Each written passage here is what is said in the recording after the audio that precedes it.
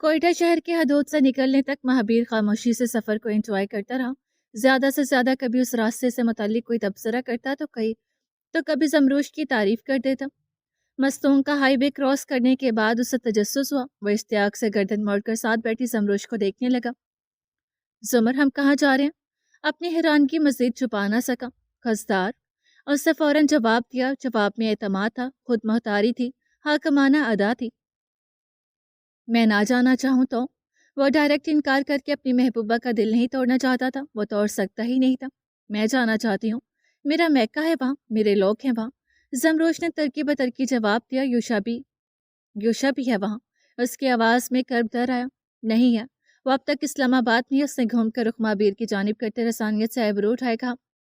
काजल भरी ब्राउन आंखों में से आंखें मकीद हुई। और किहान से आपको कोई खास मसला नहीं है ना? उससे मानो ताई चाहिए। महाबीर साकित हो गया। इतनी दिल फरेब शरीके हयात जब इतने प्यार से कुछ कहे तो माशूक शोहर मना कैसे कर सकता है? महाबीर ने लंबा सांस खारिज करते खुद को कंपोज किया। समरूश खुलकर मुस्कुराई और उसके कंधे पर सर टिका के अब आगे का सफर महाबीर का दिल धड़का गया। वो 5 साल बाद हजदार की मट्टी पर कदम रखने वाला था। कार के हजदार में एंटर होते ही वो विंडो से बाहर देखने लगा। सब वैसा ही था जैसा वो छोड़कर गया था। पिछले 5 सालों में हुकूमत तो बदल गई मगर शहर के हालात ना बदले। हवेली के सामने से गुजरते हुए उसने कुछ तगय्युरात नोट किए, जिनमें पहला बड़ा सा दीवार था जिसके लिए हवेली 2 हिस्सों में तकसीम हुई थी। दूसरा यूशा के हिस्से की तरफ सरकारी कवानीन के मुताबिक मुस्तैद गार्ड्स और सरकारी अमला का इजाफा था। तीसरी चीज जिसने उसकी तवज्जो अपनी जानिब मबजूल करवाई वो उस वसी मैदान इलाके की तरीन आरइश थी जहाँ वो घुड़सवारी करता था। मगर अब वहाँ क्वार्टर्स की शक्ल छोटे कमरे बना दिए गए थे जो यकीनन उन गार्ड्स का आराम का था। अख्तर साहब का घर पहले से बेहतर हालत में था। अरबाज की गवर्नमेंट हॉस्पिटल में असिस्टेंट ऑपरेशन थिएटर हेड की नौकरी थी। 2 बेटे थे, बड़ा 4 साल का, दूसरा 2 साल का। पप्पो को बड़े अरसे बाद देखकर दोनों भतीजे उसकी गोद में आन बैठे और जमरूश उन्हें प्यार करने लगे। चले महाबीर। दोपहर के खाने से फारिग होकर जमरूश बोली। महाबीर ने हैरत से उसे देखा। क्या जमरूश सिर्फ 2 घंटे के लिए इतना लंबा सफर करके आई थी? उसने सोचा जरूर था। दूसरी नजर उसने ससुर को देखा। वो भी मजीद रोकने की कोशिश में नहीं थे। महाबीर की हैरत में इजाफा हुआ था। वो दोनों तरफ की खामोशी पर तजस्सुस से खड़ा हो गया। जमरोश की फैमिली से रुखसत लेकर गेट तक आया मगर बाहर निकलने से पहले उसने जमरोश को पुकारा। जमर, तुम्हारी अपने वालिदैन से कोई अनबन हुई है क्या? वह सवाल किए बगैर न रह सका। नहीं तो, वह मुस्कुरा के। तो इतनी जल्दी वापस जा रही हो? और वह रोक भी नहीं रहे। उसने अपने अंदेशा का इजहार किया। कोई प्रॉब्लम है तो मुझे बताओ, मैं सुलह करवा दूंगा।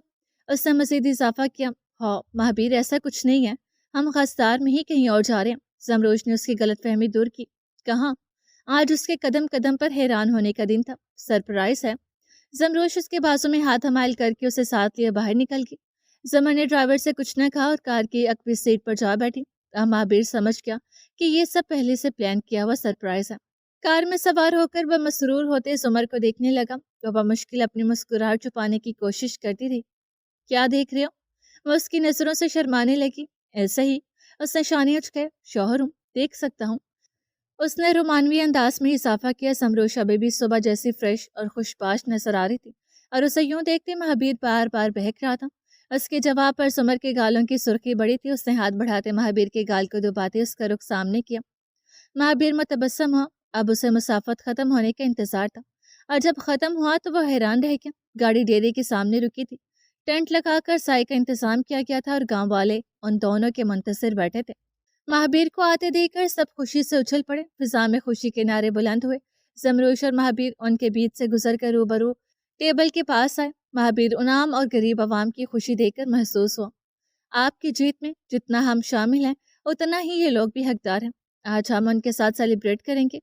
जमरोश ने महाबीर की हैरत भरी खुशी देखकर कहा। महाबीर ने सर को खम दिया। उसके चेहरे की रौनक बता रही थी कि अपने जिला के लोगों में आकर उसे अच्छा लग रहा था। वहां तैनात अमला ने शहरियों को खामोश करवाया तो जुमर ने माइक उठा लिया। जैसा कि आप सब जानते हैं, महाबीर दुनियावी सतह पर तलवारबाजी में सोने का मेडल जीत कर आए हैं। उसी खुशी को आप सबके साथ बांटने आज हम यहाँ मौजूद हैं। हम भी उस मिट्टी के हैं और आप सबका हिस्सा हैं। हमसे अपने लोगों के फलाह के लिए जो बन पड़ेगा हम वो करेंगे। उसने नई उम्मीद दिलाते सबका हौसला बढ़ाया। अवाम में खुशी की लहर दौड़ गई। महाबीर से अगर कुछ तल्ख यादें जुड़ी थी तो जमरूद से जीने की नई उम्मीद मिली थी। روٹی، کپڑا اور مکان، یہ تو زندگی کی بنیادی ضروریات ہیں۔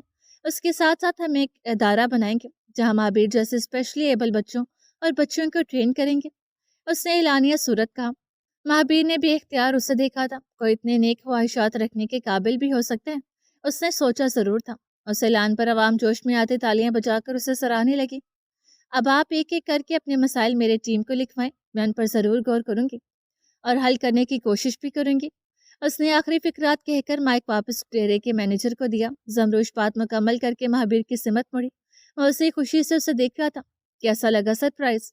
وہ آئیبرو اٹھا کر مستفسر ہوئی۔ اس سے زیادہ بیسٹ سرپرائز مجھے کوئی دے ہی نہیں سکتا، تھینک یو۔ وہ واقعی بہت خوش تھا، اس کا دل کیا زمروش کو گلے لگا لیں، لیکن جگہ کی مناسبت دیکھتے خود کو قابو کیے رہا۔ زمروش نے پلکوں کو خم دیتی اس کی تعریف فضول کی وہ دونوں ایک دوسرے میں کھوئے تھے کہ کچھ لوگوں کا کارڈز کے ساتھ جھڑپ بلند ہوا۔ مہابیر کا شور شرابے پر آئیبرو تن کے تیش میں آتی اس نے کسی درپیش صورتحال سے بچانے زمروش کو اپنے پیچھے کیا۔ زمروش اس کی اوٹ سے سر بلند کر کے جھڑپ کی تصحیح کرنے لگی۔ تم یہی رکو، میں دیکھتا ہوں۔ اس نے زمر کو ٹیبل کے پیچھے کھڑا کیا اور خود میدان میں کود پڑا۔ زمروش نے پریشانی میں لب بھینچ لیا۔ مہابیر نے پہلے صلح رحمی سے دھکم پیل کو روکنے کی کوشش کی، مگر نہ عوام اس کی سن رہی تھی نہ ہی گارڈز۔ آخر اس نے اپنے پیچھے کھڑے ڈھیرے کے محافظ سے چھوٹی خنجر نما تلوار چھین کر ہوا میں اٹھائی۔ اس کا تلوار پکڑا ہاتھ بلند ہونے کی دیر تھی کہ فضا میں سکوت چھا گیا۔ وہ سرخی مائل آنکھوں سے غضبناک تاثرات بنائے ایک ایک کو دیکھنے لگا۔ عوام کو اس حرکت میں پرانے مہابیر کے اثار نظر آئے تھے۔ جھڑپ کرنے والے مزدور قدم پیچھے اٹھاتے اس سے دور ہونے لگے۔ کیوں لڑ رہے ہو؟ ہاں؟ اس نے گردن گھما کر کھا جانے والی نظر سے گارڈ پر ڈالی۔ وہ یہ آپ سے بات کرنے کی ضد کر رہے تھے، ہم آنے سے روک رہے تھے بس۔ ایک گارڈ نے ہمت کر کے وضاحت دی۔ اسی انداز میں واپس رخ موڑ کر ان مزدوروں کی سمت کیا گیا۔ اب وہ ان کے بولنے کا منتظر تھا۔ اس ہجوم کا بزرگ سا دبلا پتلا سا مزدور ایک قدم آگے آیا۔ آپ کو خضدار کے لوگوں کے لیے کچھ کرنا ہی ہے تو ہمیں نواب یوشا کی حکمرانی سے آزادی دلوا دو۔ اس بزرگ نے التجائی انداز میں مطالبہ کیا۔ اس کے مطالبے پر مہابیر کے آئیبرو پھیل گئے۔ ہوا میں معلق ہاتھ بے اختیار نیچے ہوا تھا، چہرے کا رنگ فک ہوتا نظر آیا۔ معاملہ سنبھلتے دیکھ کر زمروش بھی وہاں آ گیا۔ ہاں مہابیر بھائی، یوشا ہم پر بہت ظلم کر رہا ہے۔ پہلے ہمیں لگتا تھا کہ آقا صاحب اور آپ ظالم ہو، لیکن یوشا کے مظالم کے آگے آپ کا دباؤ کچھ بھی نہیں تھا۔ آپ کی بار درمیانی عمر کا مرد آگے ہوا۔ مہابیر اور زمروش نے ایک دوسرے کو دیکھا تھا۔ روٹی، کپڑا اور مکان ہم خود کما لیں گے، پر یوشا ہمیں ہمارے حق کی دہاڑی تو دے۔ دوسرے ادارے بھی بنتے رہیں گے، لیکن جو ابھی موجودہ اسکول ہسپتال ہیں پہلے ان کی حالت ٹھیک کرواؤ۔ ایک ایک قدم کے ساتھ عمر میں کمی آتی رہی۔ یہ آواز جوان کی تھی۔ یوشا انکل کے خوف سے جو 2-3 پڑھے لکھے استاد اور ڈاکٹر تھے وہ بھی چھوڑ کر چلے گئے۔ اپنا یہاں کوئی صحیح ڈاکٹر ہے نہ ٹیچر، ہم پسماندگی میں دب کے ہیں آپ ہی۔ اس ٹین ایج لڑکی کی فریاد پر زمروش کی آنکھیں بھر آئیں۔ تم لوگوں نے اس کے خلاف پہلے کیوں آواز نہیں اٹھائی؟ مہابیر شکوہ کن ہوا۔ میرے دوست نے کوشش کی تھی، پر یہاں تو سب افسران یوشا کے غلام ہیں اور شہر سے باہر جانے والے کو وہ مار دیتے ہیں، جیسے میرے دوست کو اس کے حکم نہ ماننے پر بھرے بازار میں سرے عام مار دیا تھا۔ ایک اور لڑکا سامنے آیا۔ ابھی بھی یوشا کو پتہ چلا کہ ہم نے اس کے ظلموں کے بارے میں آپ کو بتا دیا ہے تو نہ جانے ہمارا کیا کرے گا۔ پہلا بزرگ رنج و غم میں مبتلا ہو گیا۔ مہابیر کا زبر ٹوٹنے لگا۔ وہ خنجر زمین میں اپنی پوری قوت سے مار کر ان کے درمیان سے نکل گیا۔ آپ لوگ فکر مت کیجیے، ہم کچھ کرتے ہیں، آغا صاحب سے بھی بات کریں گے، کوئی نہ کوئی حل نکل آئے گا۔ زمروش ان کو دلاسا دیتی تیزی سے مہابیر کے پیچھے بھاگی تھی۔ مہابیر رکو، زمروش نے اسے صدا دی، یہ سب تو واقعی بہت ظلم ہے، مجھے کچھ کرنا ہوگا، میں حویلی جا رہا ہوں۔ مہابیر نے عزم کیا۔ پر یوشا تو اسلام آباد میں ہے، ابھی حویلی جا کر کوئی فائدہ نہیں ہوگا، ہم پہلے آغا صاحب سے بات کریں گے، پھر مل کر حل نکالیں گے، اوکے؟ اسے وضاحت دیتے ہوئے اسے روکا۔ میں اسے چھوڑوں گا نہیں۔ مہابیر کا غصہ کم نہ ہوا۔ اوکے، مت چھوڑنا، مل کر یوشا کو سبق سکھائیں گے۔ وہ اس کی ہاں میں ہاں ملانے لگی۔ اس وقت یہی مناسب تھا۔ وہ جانتی تھی کہ اس وقت مہابیر غصے میں ایسا بول رہے۔ ہمیشہ چناؤ ایسے شخص کا کرنا چاہیے جو آپ کے غصے کو جانتا ہو، جو آپ کے بگڑے موسموں کا تاب لا سکے، جو آپ کے اندر کے طوفان کو سمجھے، جسے یہ علم ہو کہ آپ کی تلخی آپ کی فطرت نہیں بلکہ وقتی تھکن ہے، اعصابی تھکن، اور زمروش اس کی اسی اعصابی تھکن کی دوا تھی۔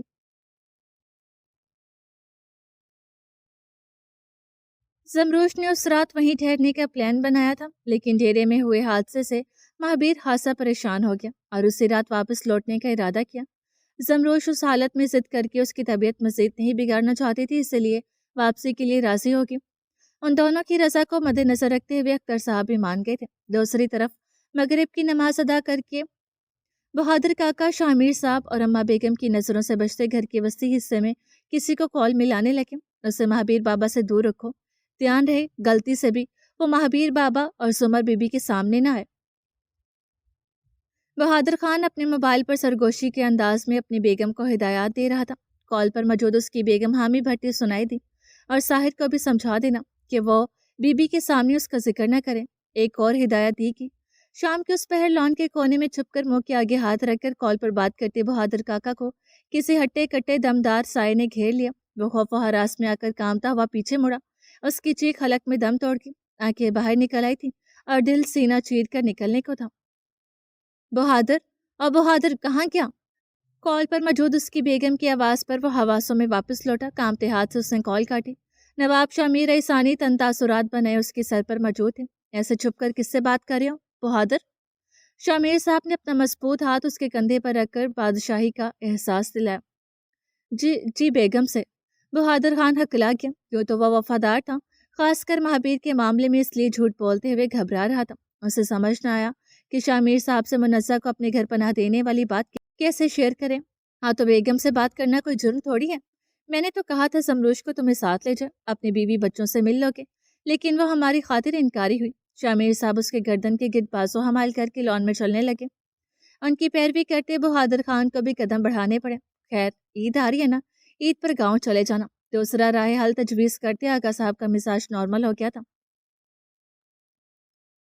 बहादुर खान पिछले 25 सालों से उनका खास था, इसलिए उस पर किसी किस्म का शक करना शामिर साहब को ठीक न लगा। जाओ अंदर जाकर दोबारा कॉल करो, और बीवी बच्चों से बात करने पर कोई पाबंदी नहीं है, खुलकर बात किया करो। आगा साहब ने शफकत से समझाया। उनके तजवीज़ पर बहादुर काका राजी हो गए। बहुत हिम्मत करके भी वो मुनस्सा की खबर नहीं दे सकी। जमरूश बीबी आ गई तभी बताऊंगा। आगा साहब नाराज भी हुए तो बीबी मामला संभाल लेंगी। उसने दिल ही दिल में सोचा और सर को खम देकर अपने क्वार्टर की जानिब बढ़ गया। उस वक्त वहां से चले जाने में ही समझदारी थी। सूरज का रूप होते खस्तार शहर को तारीकी ने घेर लिया। मुनस्सा खस्ता हालत में जर्द चेहरा लिए पास के कुएं से पानी भर रही थी जब उसे पड़ोस की औरतों से महाबीर और समरूश की आमद का पता चला। उसके दिल में महम सी उम्मीद जागी थी। वह तेजी से मटका भर के घर को भागी। कहाँ जा रही हो? बहादुर काका की बीवी ने तरदीद की। महाबीर और समरूश आए हुए हैं, मुझे उनसे बात करनी है। मुनस्सा बड़ी चादर लेते हुए उजलत में बोली। तुम कहीं नहीं जा रही? बहादुर खान की बीवी ने उसे झिड़का। क्यों? मैं कब से उस मौका का तो इंतजार कर रही थी। मुनस्सा हैरान हुई। पर तुम नहीं जा सकती। उन्होंने मजबूती से उसका बाजू दबोचा। तुम होती कौन है मुझे रोकने वाली? तुम मुझे नहीं रोक सकती, मैं उन दोनों से मिलकर रहूंगी। मुनस्सा खुद को उनसे छुड़ाने लगी। बहादुर काका की बीवी उसे कमरे में बंद करने को खींच कर ले जाने लगी। छोड़ो मुझे। मुनस्सा ने दिफाई जोर लगाया। उन दोनों की आपसी खींचातानी चल रही थी कि साहिर डेरे से लौटकर घर में दाखिल हुआ। उससे भागकर मुनस्सा को काबू करने अपनी अम्मी की मदद की। मुनस्सा उन दोनों का जोर न लाते घसीटते हुए कदमों के साथ कमरे तक आई। दफाई जोर लगाती उसकी हिम्मत जवाब देने लगी थी, तभी उसे यूशा की बेवफाई और अपने बच्चों के आंसू याद है। एक साथ बहुत सारी कुव्वत जमा करती उसने कंधे से साहिर को धक्का दिया। वो फिसल कर गिर पड़ा। अपने बेटे को जमीन पर सोते देकर अम्मी की गिरफ्त कमजोर पड़ गई। मुनस्सा ने मौका का फायदा उठाया और उनको परे करते अपना बाजू छुड़ाकर गेट की सिमत दौड़ पड़ी। अम्मी अपने बेटे को उठाने लपकी। जब तक साहिर उठा और गेट को लपका, मुनस्सा मंजर निगाह से गायब हो चुकी थी। अब अब्बा को क्या जवाब देंगे? उसने गली के आखिरी गोशे तक भागकर मुनस्सा को तलाश करते सोचा था। मुनस्सा लोगों की नजरों से बचते अख्तर साहब के घर पहुंची। उसने गेट पर दस्तक दी, जिसको अरबाज ने आकर खोला। मैं समरूश से मिलने आई हूँ, क्या वो घर पर है? उसने चेहरे पर नकाब ले रखा था। अरबाज पहले भी मुनस्सा से नहीं मिला था और अब ऐसी हस्सा हालत पर ऊपर से नकाब में वो उसे कोई गदा कर ही लगी। जी वो लोग वापस कोयटा के लिए निकल गए हैं। आपको डेरे में अमदाद नहीं मिला क्या? अरबाज ने सवालिया पूछा। मुनस्सा की मोहम से उम्मीद बुझने लगी थी। आंखों में आंसू लिए उसने सर झुका लिया। अच्छा रुको, मैं लाकर देता हूँ। अरबाज ने गरीब खातून की मदद करने का सोचा। मुनस्सा ने सर को जंपिश दिया। अरबाज पलट कर अंदर किया और 5 मिनट बाद अमदाद का सामान लिए वापस आया, मगर वहां कोई न था। मुनस्सा जा चुकी थी। دوسری طرف 5 گھنٹے کے مسافت کر کے مہابیر اور زمروش رات 1 بجے کے قریب گھر پہنچے۔ آغا صاحب اور اما بیگم کو ان کے یوں اچانک واپس آنے کا معلوم نہ تھا، اس لیے وہ زہران کو اپنے کمرے میں ساتھ سلا چکے تھے۔ مہابیر اندر داخل ہوتے ہی ان کے کمرے کی جانب بڑھا تھا، پر زمروش نے روک لیا۔ اس وقت انہیں ڈسٹرب کرنا مناسب نہیں ہے۔ یوشا کی حرکتیں جان کر انہیں بہت پریشانی ہوگی، صبح تسلی سے بات کرتے ہیں۔ اس نے وقت یاد دلاتے ہوئے کہا۔ اس کی دلیل سمجھ کر مہابیر نے سر کو خم دیا اور اپنے کمرے کی سمت چلا گیا۔ زندگی کس موڑ کی طرف جا رہی تھی زمروش کی سمجھ نہ آیا۔ ابھی ہفتہ پہلے وہ سب اتنے خوش تھے، مہابیر پہلا پاکستانی فینسنگ چیمپئن بنا، گولڈ میڈل جیت کر آیا، اور اب ایک نئی آزمائش آن پڑی تھی۔ صبح سویرے شامیر صاحب شال کندھوں پر اوڑے مسجد سے لوٹے، اما بیگم ان کے لیے ناشتے کی تیاری میں لگ گئی تھی۔ مہابیر نیند سے لبریز آنکھیں ملتا ہوا کچن ایریا میں آیا۔ اس نے اما بیگم کے گردن کے گرد بازو حمال کیے۔ وہ چونک سی گئی تھی۔ اس کے پیچھے زمروش بھی اٹھ کر باہر آ گئی۔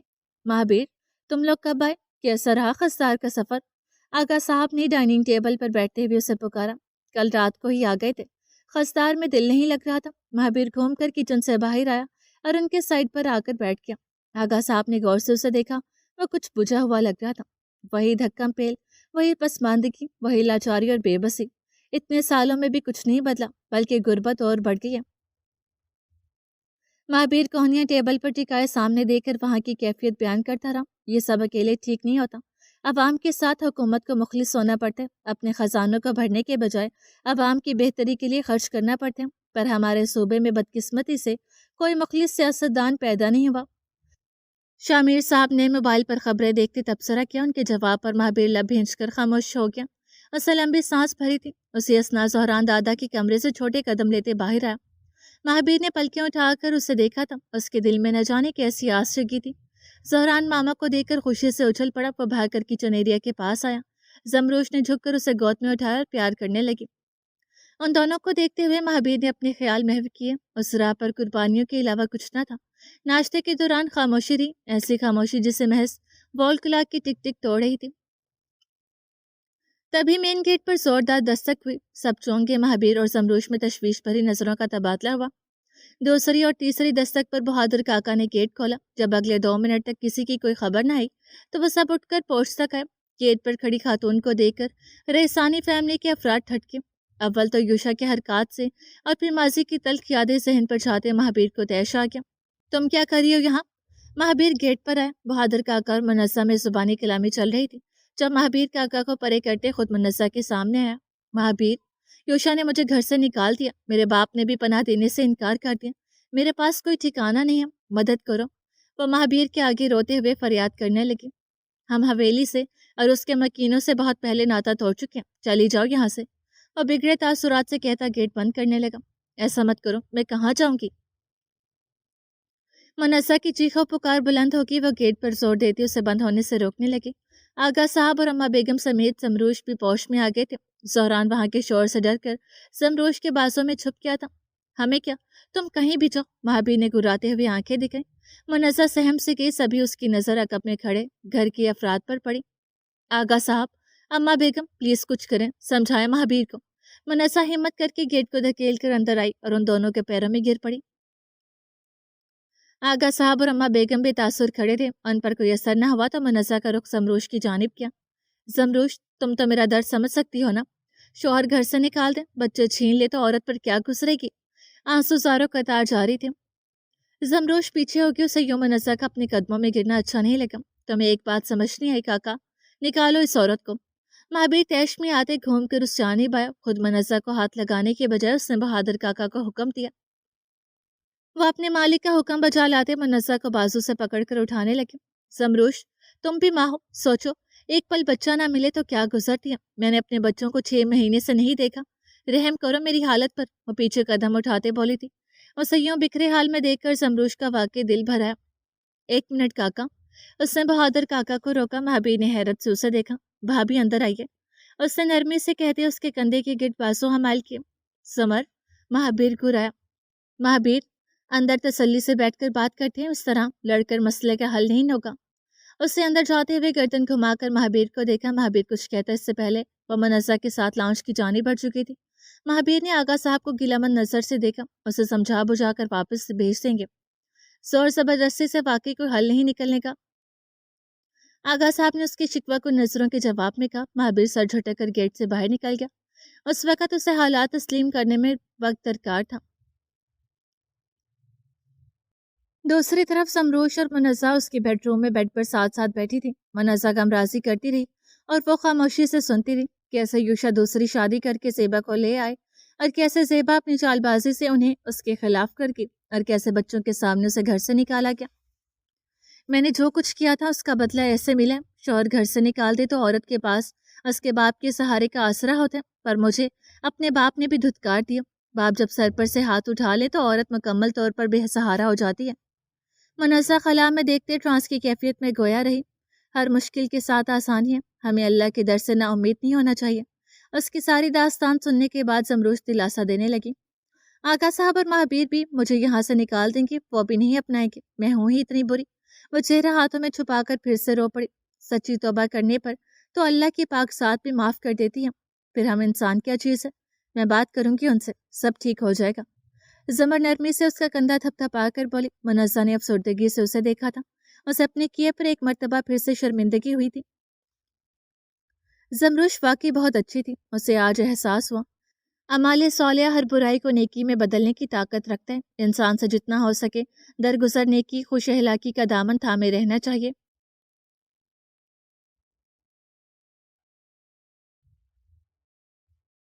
खसदार में खौफ का समा था। हरसू कपकपी तारी थी। शहरियों ने जमरूश और महाबीर से यूशा की हुकूमत खत्म करवाने की मांग की है।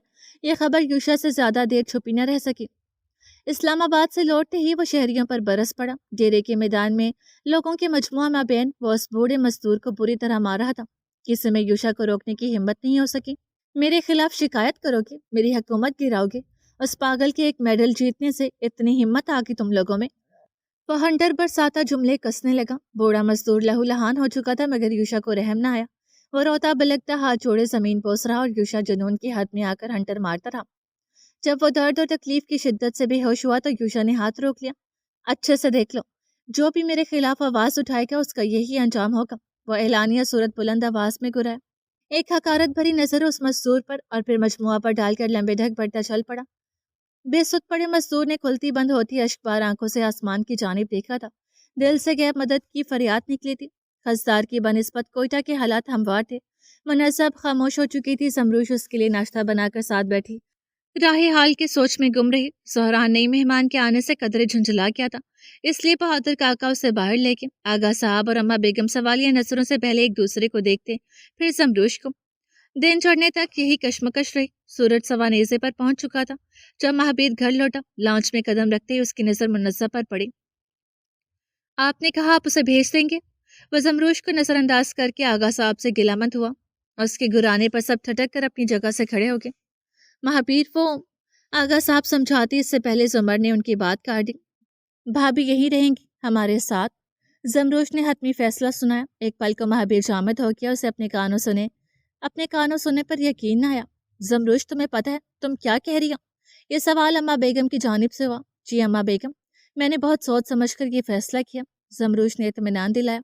महाबीर, हम वैसे भी यूशा भाई के खिलाफ केस करने वाले थे ना, तो अब भाभी भी आ गई हैं। वो हमारा गवाह बन सकती हैं। वो फौरन महाबीर के पास आई। कौन सा केस? आगा साहब मशकूक हुए। तुम दोनों रात को भी अचानक वापस आ गए थे, कुछ हुआ है क्या? उन्हें सब मामला समझ आने लगा। आगा साहब, मैं सब बताती हूँ। जमरोश अपनी जगह पर घूमकर वजाहत देने लगी थी। तभी महाबीर ने एक झटके से उसे बाजू से दबोच कर उसका रुख अपने सामने किया। जमरोश उस झटके के लिए तैयार न थी। एकदम सख्त गिरफ्त पर वो करा उठी। मुझे उस औरत पर और उसके शोहर पर कोई भरोसा नहीं है कि उन दोनों की कोई नई चाल हो सकती है। ये औरत बहुत चाहती है। दो आंसू बहाकर तुम्हें बेवकूफ़ बनाने में उसे वक्त नहीं लगेगा। वो दान पे दान जमाए, आंखों में तैश लाए, जमर की आंखों में आंखें डालकर घुराए। जमर खामोश रही, चेहरे पर तकलीफ के असर छुपाने लब भींच गई। उसने महाबीर से खुद को छुड़ाने की कोशिश भी न की। उसके बाजू में महाबीर की उंगलियां धंसी हुई थी। ये देखकर अम्मा बेगम आगे आई। महाबीर, छोड़ो उसे। उन्होंने महाबीर का हाथ खोला और जमरूश का बाजू आजाद करवाया। जमरूश की ये खामोशी महाबीर को तकलीफ में मुब्तला कर गई थी। वो सेंट्रल टेबल को जोरदार लात मारकर अपने कमरे की सिमत पड़ गया। टेबल उलटकर शीशा टूटने की आवाज से जमरूश ने सहम कर आंखें मीच ली थी। कमरे में आकर उसने दीवार पर मुक्का दे मारा। तकिया कंबल सब उठाकर दूर उछाल दिया। وہ کیا کرے اسے سمجھ نہیں آ رہا تھا۔ ڈریسنگ ٹیبل پر ہتھیلیاں ٹکا کر وہ گہرے سانس لینے لگا۔ کانوں تک آتے لمبے بال بکھر کر ماتھے پر آ گئے تھے۔ وہ آنکھیں بند کیے اپنے آپ کو قابو کرنے کی کوشش کر رہا تھا جب اپنی پیٹھ پر ایک نرم لمس محسوس کیا۔ اس لمس سے ہمیشہ اسے نئی زندگی ملتی تھی۔ اس نے دھڑکتے دل کو تھامے آنکھیں کھول کر بالوں کے بیچ سے آئینے میں نظر آتی اس عکس کو دیکھا تھا۔ وہ اس کی روح کا عکس تھا، دھڑکن کی روانی کا عکس۔ زمروش معصوم تاثرات بنائے اسے دیکھ رہی تھی۔ وہ سیدھا ہو کر اس کی جانب پلٹا۔ زمر نے سکون کا سانس لیتے اس کے بکھرے بالوں کو اپنی انگلیوں سے سنوارا۔ کمرے میں مکمل خاموشی تھی، محض ان کی سانسیں اظہار محبت کر رہی تھی۔ مہابیر کے بال سنوار کر گریبان کو درست کر کے اس نے ہاتھ اس کے سینے پر ہی ٹکا دیے۔ کیوں کری ہو ایسا؟ آواز نرم تھی مگر لہجے میں سختی برقرار تھی۔ وہ بدل چکی ہے اور پھر اپنے ہی اپنوں کے کام آتے ہیں۔ اگر یوشا کی طرح یا ان کے والدین کی طرح ہم بھی برے بن جائے تو کیا فرق رہ جائے گا؟ جواب سحر کو نواز میں دیا گیا۔ مہابیر اس کے سحر میں کھوتا چلا گیا، پر وہ پھر سے نقصان پہنچا سکتی ہے۔ میں مطمئن نہیں ہو پا رہا۔ اس سے اپنے خدشے کا اظہار کیا۔ اس کا ڈر بجا تھا۔ مجھ پر بھروسہ ہے؟ وہ ایک آئیبرو اٹھا کر مستفسر ہوئی۔ خود سے بھی زیادہ دلی کیفیت ظاہر کی گئی۔ تو پھر ڈر کس بات کا؟ جو بھی ہوگا مل کر سامنا کریں گے۔ اس نے اطمینان دیتے ہوئے اپنا سر اس کے کندھے پر ٹکا دیا۔ مہابیر نے لمبا سانس لیتے اس کے گرد بازو حمال کر کے خود سے لگا لیا۔ وہ اسے قابو کرنے کا جادو جانتی تھی۔ حویلی کی رونق ماند پڑ گئی تھی، نہ وہاں کی ہوا ساتھ دے رہی تھی، نہ رنگ و نسل۔ صبح سے کئی مرتبہ یامین پیٹ درد سے روتا ہوا زیبا کے پاس گیا تھا۔ اب چھوٹی ادیبہ کوشش کرنے آئی تھی۔ ماں، بھائی بہت بیمار ہے، ڈاکٹر کو بلاؤ نا۔ اس نے ننھے ہاتھ بیڈ پر نیم دراز لیٹی زیبا کی ٹانگ پر رکھے۔ زیبا موبائل پر ریلز دیکھنے میں مگن تھی۔ اس کے پکارنے پر جھنجھلا گئی۔ اف، کتنی دفعہ بولے مجھے ماں مت کہو، میں تمہاری ماں نہیں ہوں۔ جاؤ شاکرا سے کہو دیکھے تمہارے بھائی کو۔ اس نے کراہت بھرے لہجے میں کہتی ادیبہ کو پرے کیا۔ وہ اب دیدہ ہوتے سر جھکائے کمرے سے باہر آ گئی۔ بے دم قدموں سے سیڑھیاں اتر کر نیچے آتے اسے یوشا اپنے مینیجر سے بات کرتا ہوا اسٹڈی روم سے باہر آتا دکھائی دیا۔ ادیبہ نے ایک مہم سی امید کے ساتھ اس کی جانب دوڑ لگے۔ بابا، بھائی بیمار ہے، ڈاکٹر کو دیکھا دو۔ اس نے یوشا کو شرٹ سے پکڑ کر کھینچا۔ بیبی، مجھے بہت ضروری کام سے جانا ہے، اکرام کو بولتا ہوں وہ دکھائے گا، اوکے؟ یوشا نے عجلت میں کہتے اسے بہلانے کو لاٹ کیا اور باہر نکل گیا۔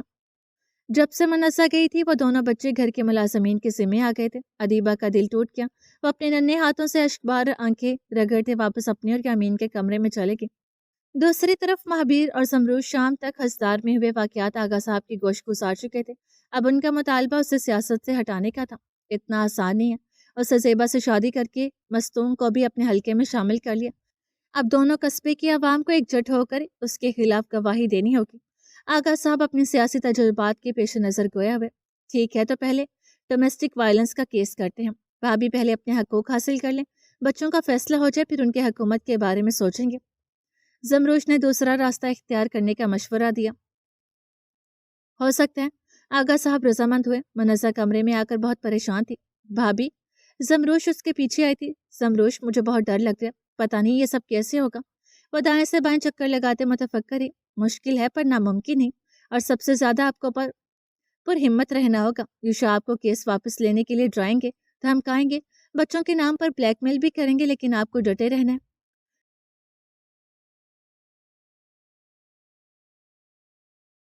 زمر نے انہیں کندھوں سے تھام کر اپنے ساتھ بٹھایا۔ زمروش، تم ساتھ ہو، اسی بات کی تسلی ہے۔ تم نے اتنا کچھ کری ہو میرے لیے، اس احسان کا بدلہ کیسے چکاؤں گی؟ منزہ آبدیدہ ہو گئی تھی۔ بھابھی، یہ احسان نہیں ہے، میں بس مدد کر رہی ہوں آپ کے لیے، بچوں کے لیے، ہماری فیملی کو پھر سے ایک کرنے کے لیے۔